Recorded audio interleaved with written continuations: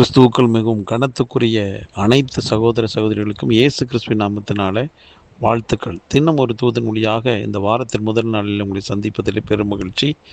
இந்த நாளிலே 1 பேதுரு 5வது அதிகாரம் 8வது வசனம், தெளிந்த புத்தியுள்ளவர்களாய் இருங்கள், விழித்திருங்கள், ஏனெனில் உங்கள் எதிராளியாகிய பிசாசானவன் கர்ச்சிக்கிற சிங்கம் போல் எவனை விழுங்கலாமோ என்று வகை தேடி சுற்றித் திரிகிறானாம். அன்பானவர்களே, இன்றைக்கு வாரத்தின் முதல் நாள். நமக்கு நன்றாக தெரியும், இன்றைக்கு ஆண்டவரை ஆராதிக்க நமக்குன்னு கர்த்தர் வைத்திருக்கிற திருச்சபைக்கு செல்ல வேண்டும் என்று. இதை தவிர மற்ற எந்த காரியத்திற்கும் நாம் முதலிடம் கொடுத்து வேகமாக விவேகமாக யோசிப்பதற்கோ ஒன்றும் கிடையாது. ஒரே ஒரு முடிவு, ஆண்டவரை ஆராதிக்கக்கூடியதான ஒரு நல்ல நாள் என்று. அதுவும் சரியாக அவங்களுக்கு கொடுக்கப்பட்ட திருச்சபைக்கு செல்வது ரொம்ப ரொம்ப நல்லது. இந்த வசனத்தில் பேதுரு என்ன சொல்கிறாருன்னா, தெளிந்த புத்தி உள்ளவர்களாக இருங்கன்னு.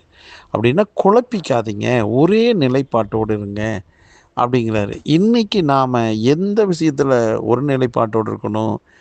ஆண்டவரை ஆராதிப்பதில் ஒரு மனம், ஒரு தெளிந்த புத்தி நமக்கு இருக்கணும்.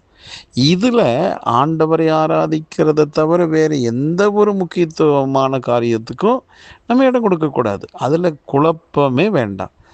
எவ்வளோ பெரிய விசேஷம், எவ்வளோ பெரிய விருந்து, எவ்வளோ பெரிய அழைப்பு அப்படின்னு உங்களை 4 பேர் கூப்பிட்டாலும் அதை சற்று ஒதுக்கி தள்ளிவிட்டு ஆண்டவரை ஆராதிப்பதற்கு முதன்மையான ஒரு இடத்தை கொடுத்து பாருங்களேன். அதுதாங்க தெளிந்த புத்தி.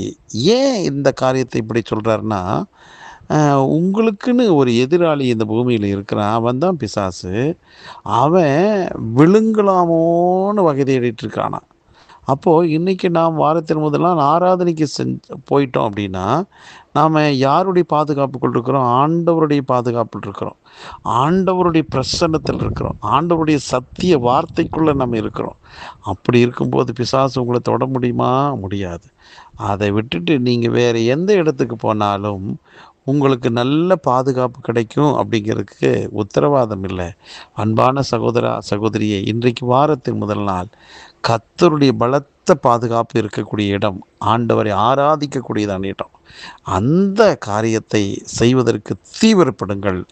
மற்ற காரியத்தை ஒதுக்கி தள்ளுங்கள். ஏனென்றால் சத்துருவானவன், பிசாசானவன் எவனை விழுங்கலாமோன்னு காத்திருக்கிறான். அவனுடைய வாய்க்கு, அவனுடைய கைக்கு நீங்கள் தப்புவிக்கணும்னா பாதுகாப்பான இடமாகிய கர்த்தரை ஆராதிக்கக்கூடியதான ஸ்தலத்துக்கு செல்லுங்கள்.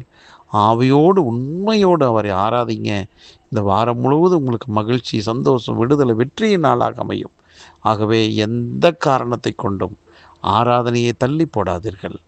கர்த்தரை மகிமைப்படுத்த முன் வாருங்கள். நீங்கள் நன்றாக இருப்பீர்கள். ஜெபிக்கலாம். நல்ல பிதாவே, நல்ல வேலைக்காக நன்றி. வாரத்தில் முதல் நாள் உம்மை ஆராதிப்பதற்கென்று நாங்கள் தெளிந்த புத்தியோடு ஒரு தீர்மானம் எடுத்து செல்லட்டும். இதை கேட்டுக்கொண்டிருக்க அத்தனை பேருமே உம்மை ஆராதிக்க முதலிடம் கொடுப்பார்களாக. ஆண்டவரே, பிசாசு வைத்திருக்கிற கண்ணிக்கு விலக்கி பாதுகாத்து கொள்ள நல்ல ஒரு முடிவு ஆண்டவரை ஆராதிப்பதே என்றதான தீர்மானத்தில் உறுதியாக நின்று இந்த நாளின் ஆசீர்வாதங்களை பெற்று சுகமாயிருப்பார்களாக.